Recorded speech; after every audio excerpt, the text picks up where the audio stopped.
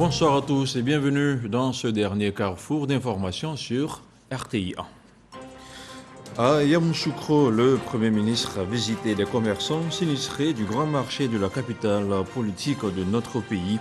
Il y a moins d'un an, une partie du marché était partie en fumée. Patrick Hachi leur a promis le soutien du gouvernement ivoirien. L'effondrement d'un immeuble en construction dans la commune de Trècheville a fait dans la nuit de samedi à dimanche plusieurs blessés et des morts. L'information du GSPM le GSPM a déployé sur le terrain plusieurs engins et une équipe cynotechnique. Et selon les premiers éléments de l'enquête, plusieurs habitations contiguës ont été touchées. Afin de redynamiser le secteur de l'élevage, le ministre des Ressources animales et halieutiques a visité ce dimanche des fermes laitières de vaches Montbéliard en France. Sidi Timoko Touré entend s'inspirer du modèle français pour l'implémenter en Côte d'Ivoire. Objectif, rendre compétitif le secteur de l'élevage dans notre pays. Merci de regarder RTI 1. En décembre dernier, un incendie ravageait une partie du grand marché de Yamoussoukro, causant de nombreux dégâts matériels. Le coût du préjudice s'élevait alors à plus de 300 millions de francs CFA. En visite de travail dans la capitale politique vendredi dernier, le chef du gouvernement s'est rendu sur les lieux du sinistre pour s'enquérir de l'ampleur des dégâts. Patrick Hachi a promis le soutien du gouvernement aux commerçants. Les détails avec Mahama Traoré. Sur les murs qui tiennent encore debout, l'impact des flammes de l'incendie qui a ravagé une partie du grand marché de Yamoussoukro dans la nuit du 29 janvier dernier est encore visible. Arrivé sur les lieux, le Premier ministre Patrick Hachi échange à bâton rompu avec les commerçants pour s'enquérir des dommages causés. Nous avons eu 6 personnes sinistrées qui s'élèvent à plus de 300 millions. Et il y avait quoi dans les magasins? Les magasins, c'était pour la plupart des magasins de gros et de demi-gros de denrées alimentaires et un magasin d'électroménager où le feu a commencé. Ça fait la 6e fois que l'on perd le marché de Yamoussoukro. 6e? Voilà, donc nous souhaitons qu'on nous trouve un bon marché digne de Yamoussoukro. Ce grand marché digne de Yamoussoukro, la capitale politique, est un projet déjà envisagé par la mairie. Il y a la construction du nouveau marché prévu par M. le Président de la République. C'est à Kokwenu. Nous cherchons les moyens actuellement pour reconstruire ce marché-là, pour accueillir tous les commerçants d'ici. Actuellement, on racole un peu pour pouvoir leur permettre de faire leur commerce. Le chef du gouvernement annonce que ce projet bénéficiera de l'appui du gouvernement. L'État contribuera d'une façon ou d'une autre à les réinstaller. Voilà. Maintenant, ça c'est à court terme. Maintenant, comme il dit à moyen terme, je pense qu'aujourd'hui, ce marché, non seulement il est dépassé en termes de volume, mais les normes même de construction ne répondent plus aux exigences du moment. De telle sorte que si on ne trouve pas une solution durable, l'incident qui est survenu pourrait se reproduire. Parce que les installations, souvent électriques, etc., ont été faites dans un contexte qui ne respecte pas toujours les standards. Donc maintenant, il faut effectivement réfléchir, comme nous disent M. le ministre, M. le maire, puisqu'il y a un site, je dirais, qui existe, à voir comment on peut faire en sorte de régler durablement ce problème-là. Manifestant la solidarité du gouvernement aux commerçants sinistrés du grand marché de Yamoussoukro, le Premier ministre leur a fait don d'une enveloppe de 5 millions de francs CFA.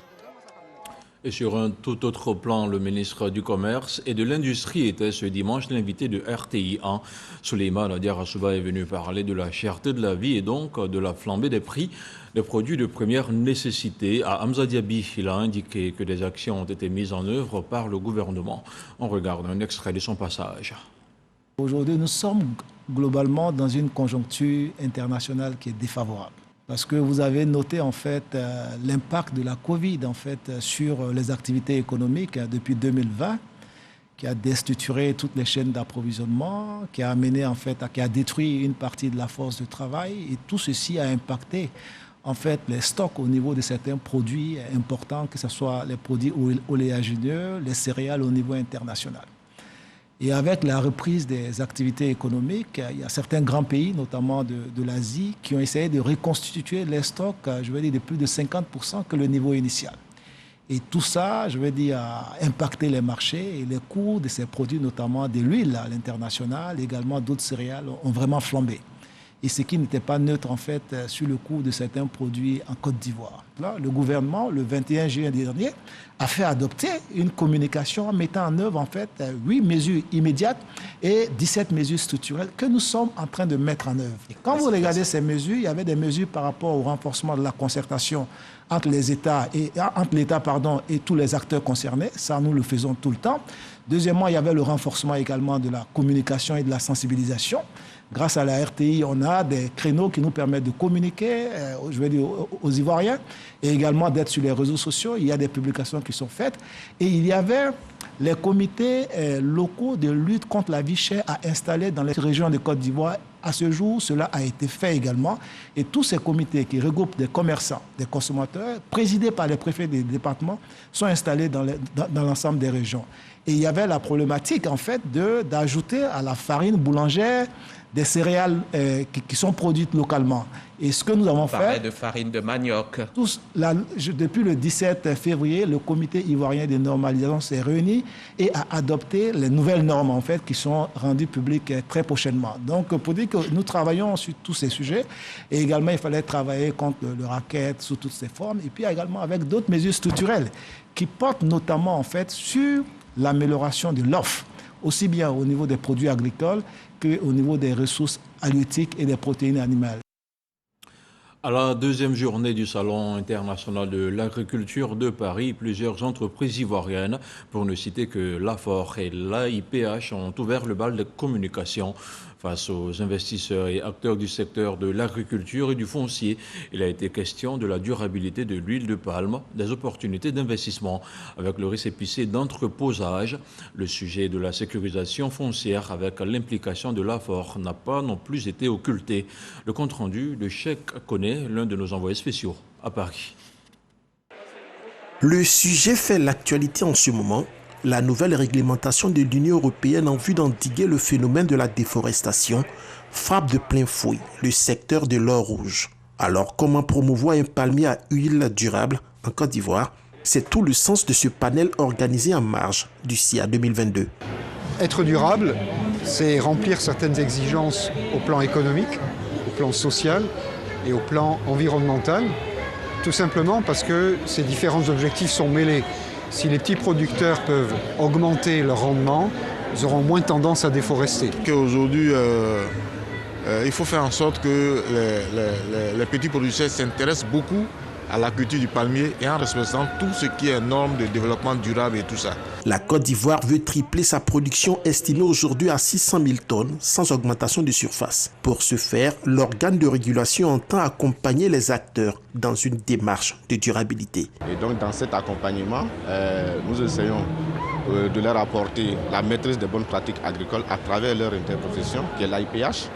Nous essayons aussi d'apporter cet appui à l'acquisition des fertilisants à travers le projet Purga, qui est un projet étatique.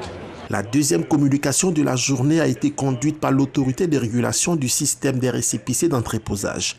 Son directeur général a présenté les opportunités offertes par cet outil indispensable dans le processus de transformation.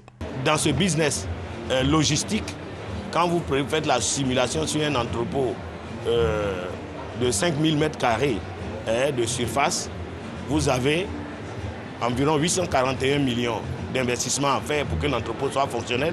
Donc, vous avez un investissement de 848 millions ou 41 millions. Vous avez 141 millions par mois, ne serait-ce que pour les frais d'entreposage, pour l'exploitation de l'entrepôt. Donc, en 8-10 mois, tout au plus, vous avez déjà rentabilisé votre investissement. Et avec le système de récépissé et d'entreposage, non seulement nous allons pouvoir stocker nos produits, mais il y a la possibilité aussi aux banques de s'intéresser à l'agriculture, puisque le système est fait de sorte que toutes les transactions agricoles soient possibles. La dernière communication s'est intéressée aux fonciers, notamment les avancées enregistrées depuis la création de l'AFOR, dont la mission est de sécuriser le foncier rural.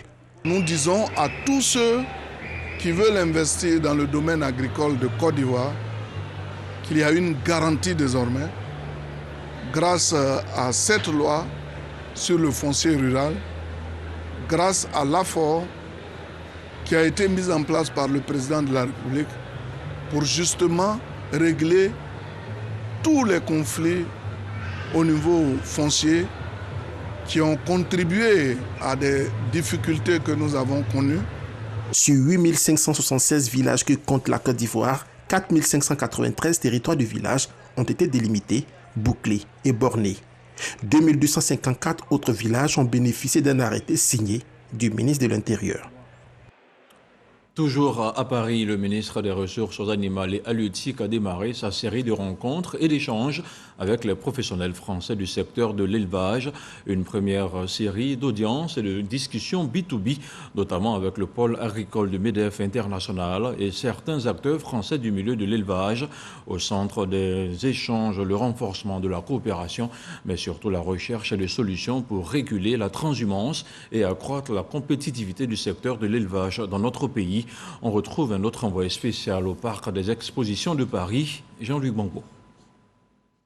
La transhumance, principale source d'approvisionnement en matière bovine et ovine en Côte d'Ivoire, est grippée par les soubresauts sociopolitiques dans les pays voisins.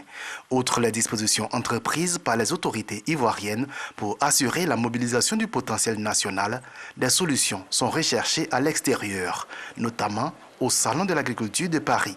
La question était ainsi au centre des échanges entre le ministre des Ressources animales et halieutiques et le président du pôle agricole de MEDEF International. On a commencé des discussions sur comment on peut essayer de réguler cette transhumance et comment on peut faire pour améliorer les élevages, à la fois leur rentabilité et leur qualité.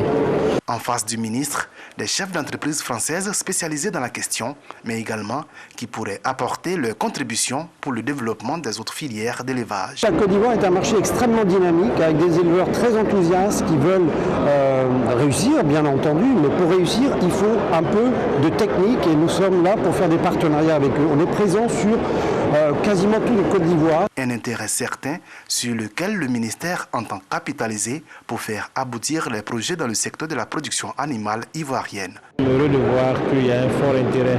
Ce n'est pas d'ailleurs la première fois parce que la Confédération de l'élevage française avait déjà depuis l'année dernière manifesté un intérêt dans le secteur de la transhumance. Nous partons maintenant sur des projets concrets et espérons pouvoir les aboutir dans quelques semaines. Une présence au Salon de l'Agriculture de Paris que la Côte d'Ivoire met donc à profit. Le ministre Sidi Touré a également rencontré le groupement des spécialistes de la race bovine Montbéliarde pour évoquer la fourniture des semences, aliments et matériel aux éleveurs ivoiriens. Le ministre a été invité par la suite à remettre le prix au lauréat de la meilleure laitière de race au concours général agricole. Samedi noir à Trècheville, un immeuble de 7 étages en construction s'est effondré au milieu de la nuit. Alerté, le groupement de sapeurs-pompiers militaires s'est aussitôt déployé sur le lieu du drame et le bilan est lourd. On dénombre 7 morts certains et une vingtaine de blessés au moins. Les secours restent mobilisés avec tous les moyens du bord pour tenter de retrouver des survivants ou d'éventuels décédés. Le constat de Walter Amadou Ouattara. Trècheville, avenue 3, rue 17. Ce dimanche matin, sous ces décombres, les sapeurs-pompiers militaires, soutenus par des jeunes volontaires, réussissent à sauver une vie.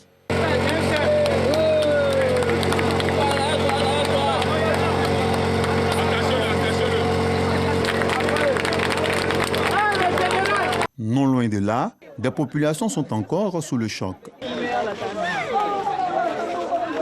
On a appelé mon mari qu'il faut venir à Trècheville. Il y a quoi? Il dit, papa, faut venir. Tous ces gâteaux. Il s'agit ici d'un immeuble de R+7 en construction qui s'est effondré. En minuit et 1h du matin, on a entendu un très grand bruit. Dans le sauve-qui-peut, on avait un grand nuage de poussière qui nous empêchait d'avancer. Depuis que cet immeuble est arrivé au 4e niveau, on avait vu AD détruire et les travaux s'étaient arrêtés 2 jours et ça a repris de plus belle. Aujourd'hui, Je crois que le constat est là. Le commandant des sapeurs-pompiers militaires, en charge de cette opération, fait un point de la situation. Nous avons été alertés cette nuit aux environs de 1h du matin pour l'effondrement d'un immeuble sur des habitations contiguës. Aussitôt, nous avons engagé 8 engins et 40 sapeurs-pompiers. Le bilan provisoire fait état de 22 victimes, dont 5 décédés. Parmi les 22 survivants, 7 victimes qui ont été extraites et remises à leur famille car ne présentant pas de lésions particulières. Les 15 autres évacués au CHU de Trècheville par nos différents engins. Les opérations se poursuivent. Malheureusement, le nombre de morts va connaître une évolution lors des évacuations. Informé de ce drame, le maire de la commune de Trècheville et la ministre de la Solidarité et de la lutte contre la pauvreté se sont rendus aussitôt au chevet des familles sinistrées. Des contrôles ont été faits et malheureusement, nous assistons encore à ce genre de drame. Je peux vous dire qu'au niveau du conseil municipal, nous prendrons les mesures qu'il faut. Aujourd'hui, il faut faire face à une situation. Vous voyez ce bâtiment qui est là, la chute de l'effondrement de cet immeuble en construction l'a ébranlé dans ses fondations. Il faut évacuer cet immeuble, il faut reloger une dizaine de familles qui sont là. Je crois qu'avec le gouvernement, nous allons voir les mesures à prendre. Le gouvernement se devait d'être aux côtés des populations. Et nous voulons dire merci à la jeunesse de Trècheville, dire merci aux sapeurs-pompiers. Le gouvernement présente ses condoléances aux familles des victimes. Le gouvernement apportera son assistance aux blessés et dans les jours à venir, nous reviendrons. Pour l'heure, les recherches continuent avec l'appui des chiens spécialisés en la matière. On parle maintenant de la crise en Ukraine. Les avions russes ne sont plus les bienvenus au-dessus d'une large partie de l'Europe. Ce dimanche 27 février, la France a annoncé qu'elle aussi allait fermer son espace aérien aux avions et compagnies aériennes russes à compter de la soirée. Par ailleurs, le Quai d'Orsay a invité les ressortissants français présents en Russie et en Biélorussie, alliés de Moscou, à quitter sans délai le territoire pour rentrer en France. Et la guerre en Ukraine a aussi des répercussions en Côte d'Ivoire. Des étudiants ivoiriens vivant en Ukraine vont être rapatriés d'urgence. L'annonce a été faite par le directeur général de la diaspora, Gaoussou Karamoko, était ce soir l'invité de Fatou Fofana. Je vous propose de l'écouter. On peut dire qu'aujourd'hui nous avons 600 Ivoiriens qui vivent en Ukraine, dont 300, un peu plus de 300 qui essaient de franchir la frontière ukrainienne. Qui sont plus regroupés dans une ville qui s'appelle Lviv, où ils ont vraiment besoin d'assistance. Mais globalement, on peut dire que les citoyens ivoiriens se portent relativement mieux parce qu'on ne déplore pas de pertes en vies humaines, il n'y a pas de blessés, il n'y a même pas d'arrêté, on va dire. Donc, c'est une situation de crise, on ne peut pas dire que c'est beau, c'est bon, mais les Ivoiriens, quand même, relativement, ça va. La première mesure, c'est de demander au nom du chef de l'État, puisque c'est sous sa vision que tout se fait, la ministre d'État, la ministre des Affaires étrangères, l'intégration africaine et la diaspora, a dépêché l'ambassadeur de Côte d'Ivoire en Allemagne, le général Philippe Mangou, qui va se rendre en Pologne et qui va aller à la frontière ukrainienne, qui ira jusqu'à Lviv, où se trouvent la plupart des Ivoiriens, pour mettre en place un dispositif d'évacuation de nos concitoyens qui se trouvent dans cette situation d'étau de crise. Et donc ça, c'est la principale mesure qui va être réalisée très bientôt. Le directeur général des relations bilatérales et moi-même, ce comité suit au quotidien l'évolution de la situation en Ukraine. Nous sommes en contact permanent avec nos frères, nos sœurs, pour voir l'évolution au quotidien et les mesures qui peuvent être mises en place pour les accompagner à sortir de la situation. L'urgence aujourd'hui, c'est juste les sorties de la zone de crise.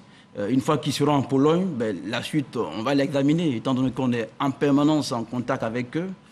En temps réel, les choses pourront être mieux appréciées. L'ambassadeur des États-Unis en Côte d'Ivoire a rencontré le président du CESEG avec le docteur Eugène Akaouele Richard Bell, a tenté de comprendre le mode de fonctionnement de l'institution pour une meilleure collaboration avec les institutions sœurs basées aux États-Unis. On en parle avec Abou Sanogo. En se rendant au Conseil économique, social, environnementale et culturelle, CESEC, l'ambassadeur des États-Unis d'Amérique en Côte d'Ivoire, Richard Pell, a voulu renforcer ses connaissances sur le fonctionnement et les missions de l'institution.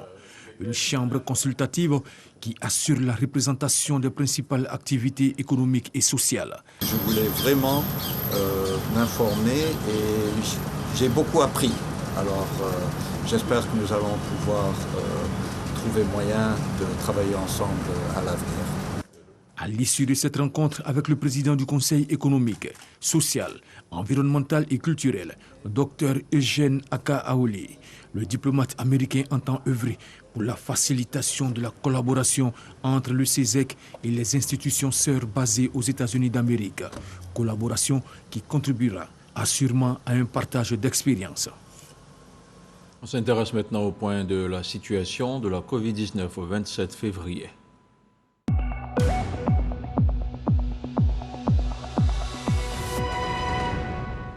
Le ministère de la Santé, de l'Hygiène publique et de la couverture maladie universelle a enregistré ce dimanche 27 février 11 nouveaux cas de Covid-19 sur 2347 échantillons prélevés, soit 0,5% de cas positifs, 38 guéris et 1 décès. À la date du 27 février, la Côte d'Ivoire compte donc 81 478 cas confirmés, dont 79 854 personnes guéries, 793 décès et 822 cas actifs. Le nombre total d'échantillons est d'1 416 634. Le 26 février, 20 362 doses de vaccins ont été administrées, soit un total de 10 189 300 doses du 1er mars 2021 au 26 février 2022. Le ministre de la Santé, de l'Hygiène publique et de la couverture maladie universelle invite toutes les personnes de plus de 18 ans à se faire vacciner dans les centres dédiés. Il rappelle que le vaccin contre la Covid-19 est gratuit et volontaire. L'électricité pour tous est une réalité pour les hameaux les plus reculés de notre pays.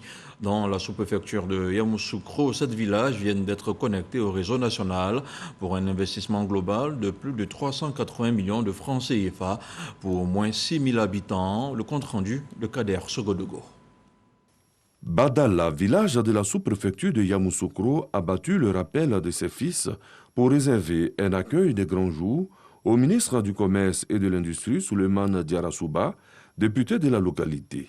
Il vient ajouter un pan important dans l'histoire de ce village. Badala, Faboudougou, Lamindougou, Mamoundougou et Bezrou sont au total 7 villages qui sont connectés ce jour au réseau électrique national. Vous avez devant vous aujourd'hui un fils, un cadre très heureux d'avoir pu participer, à la réalisation de cet important investissement. Et nous ne cesserons jamais de remercier le président Alassane Ouattara parce qu'on constate que dans sa politique de développement, Yamoussoukro, dans tous les secteurs d'activité, a toujours sa part, est toujours présente. Et cela nous permet de dire aux populations de continuer à faire confiance au président Ouattara, de continuer à renforcer la cohésion, la concorde et de promouvoir le vivre ensemble. Ce sont au total 6 000 habitants qui sont impactés directement par cet investissement de 380 millions de francs CFA décaissés par l'État de Côte d'Ivoire à travers Côte d'Ivoire Énergie.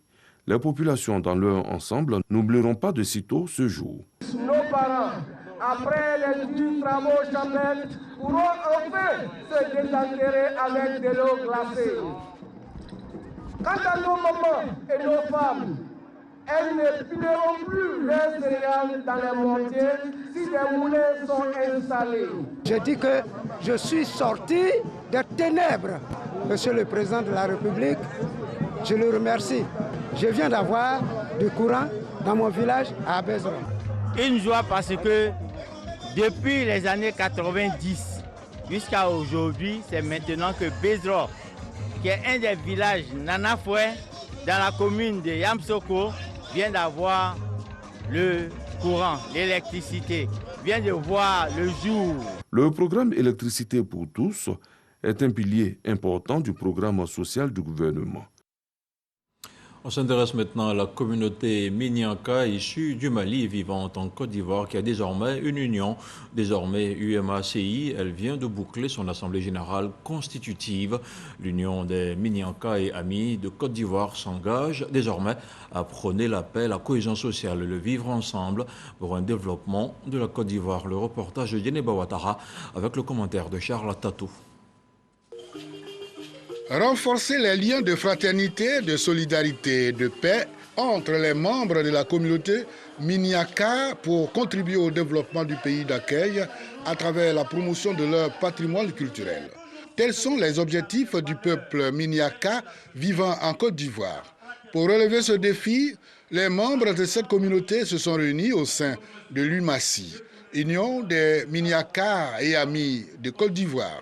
L'organisation naissante vient de tenir sa première assemblée générale constitutive autour du thème « Prise de conscience de son identité culturelle ». Assemblée au cours de laquelle Traoré Youssouf est désigné président de l'UMACI pour un mandat de 5 ans. Le Minyanka a aussi ses valeurs, ses origines et sa propre culture. Donc cette culture était en voie de disparition.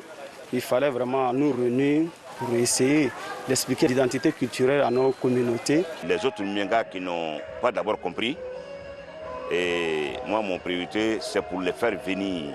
Il faut qu'on soit une seule famille. Je suis très émue, je suis vraiment contente. On a mis notre président aujourd'hui et on espère qu'il va nous aider à améliorer tout ce qu'on a comme petits soucis dans notre communauté. Parrain de cette cérémonie, le représentant du directeur général de la RTI a traduit le soutien et l'engagement de Fosseni Dambélé à accompagner l'UMACI dans ses actions sociales et de développement. Le directeur général de la RTI, qui est un homme d'abord de culture, m'a demandé de livrer aux différents acteurs de l'Union des Minyankans et amis de Côte d'Ivoire son soutien d'abord, ses encouragements et les amener à persévérer dans cette voie, celle du renforcement de la cohésion sociale et militer davantage pour une paix durable en Côte d'Ivoire. En marge de cette assemblée générale, des membres de cette communauté ont reçu des diplômes d'honneur et de reconnaissance pour leur contribution et leur dévouement à la promotion du vivre ensemble. Le bureau exécutif national de l'UMACI compte 15 membres. Autre chose à présent, la gestion des parcs et réserves de Côte d'Ivoire est aussi au cœur des préoccupations du gouvernement.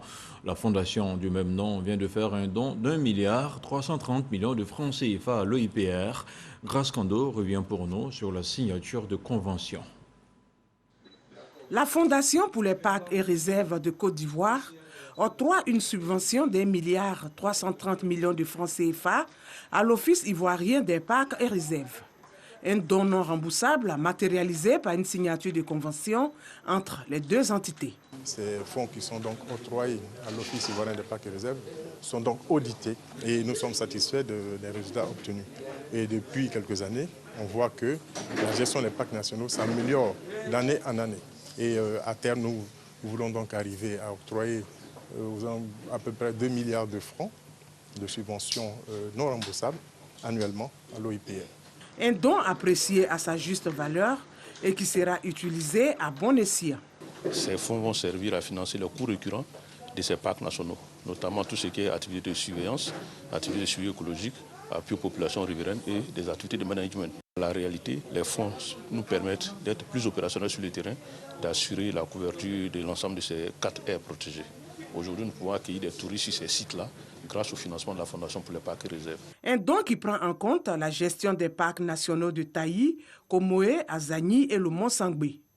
De 2014 à 2021, la Fondation a octroyé au total un montant de plus de 7 milliards de francs CFA. Depuis la mise en œuvre de ce mécanisme innovant de financement pérenne de la conservation des aires protégées, dans notre pays, nous avons enregistré d'importants acquis qui viennent ainsi réaffirmer l'engagement du gouvernement ivoirien en matière de protection de l'environnement en général et de la diversité biologique en particulier. Notre pays peut être fier d'avoir adopté une stratégie cohérente de gestion de ces aires protégées avec la mise en place de la Fondation pour les parcs et réserves de Côte d'Ivoire.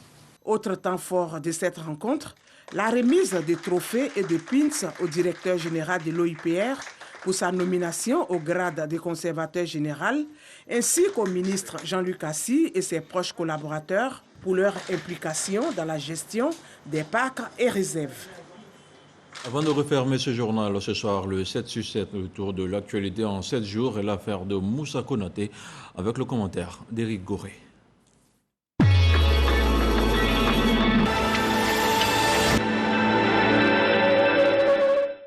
Au moins 63 personnes ont été tuées dans l'explosion d'un stock de dynamite sur un site artisanal d'extraction d'or à Gongombiro, sud-ouest du Burkina Faso, ont annoncé des sources sûres provinciales et médicales.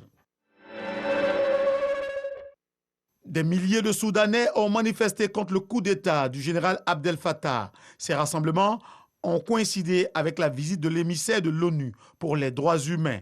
Le Sénégalais Adama Dieng devrait rencontrer les responsables soudanais et les acteurs de la société civile pour tenter de faire la lumière sur la répression des manifestations.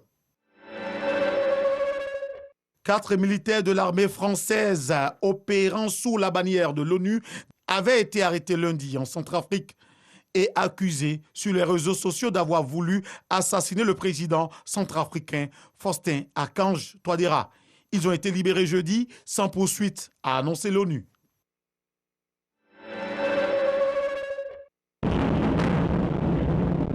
La Russie a lancé une offensive militaire contre l'Ukraine jeudi matin. Le président russe Vladimir Poutine a déclaré à la télévision avoir pris cette décision officielle sur demande des leaders des régions séparatistes du Donbass reconnues par Moscou en début de semaine. Après 48 heures de séjour au Mali, la mission de la Communauté économique des États de l'Afrique de l'Ouest, CEDEAO, a quitté vendredi Bamako sans accord avec la junte au pouvoir sur la durée de la nouvelle transition. 3 officiers supérieurs de l'armée bisso-guinéenne ont été relevés de leurs fonctions. Parmi eux, le chef d'état-major adjoint, le général Mamadou Kourouma.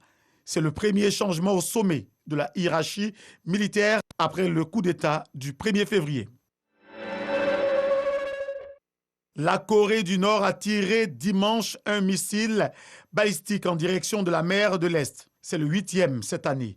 Après un mois d'accalmie pendant les Jeux olympiques de Pékin, la présidence sud-coréenne a exprimé sa profonde préoccupation face à ce lancement survenu au moment où le monde s'efforce d'arrêter la guerre en Ukraine.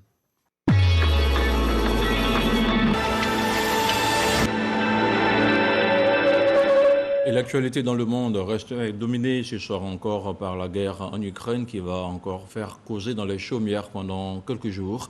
Pour ma part, je vous souhaite une agréable soirée en compagnie de RTI 1. Bonsoir et que la paix soit partout dans le monde.